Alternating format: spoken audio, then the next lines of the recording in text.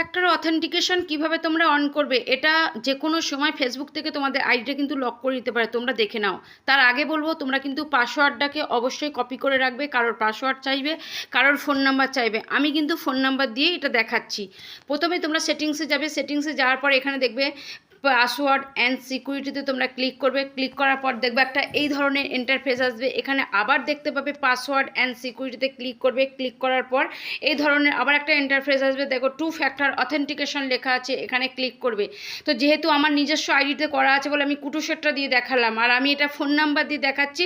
তোমরা পাসওয়ার্ড যদি চাই পাসওয়ার্ড দিয়ে দেখাবে। দেখো SMS অর হোয়াটসঅ্যাপে তোমরা ক্লিক করে নেবে, নেক্সটে ক্লিক করবে। ক্লিক করার পর এই ধরনের ইন্টারফেস আসবে, এখানে ফোন নাম্বার দেবে। যেহেতু ফোন নাম্বারটা আমি আমার ছেলের কাছে আছে বলে আমি কোডটা পেলাম না, তো তোমরা ফোন নাম্বারটা বসাবে। বসানোর পর দেখবে নেক্সট করবে। নেক্সট করার পর দেখবে একটা কোড আসবে, তোমাদের ইমেলেও আসতে পারে, তোমাদের হোয়াটসঅ্যাপে ওরা আসতে পারে। সেই কোডটা এখানে বসিয়ে তোমরা নেক্সট করে দেবে।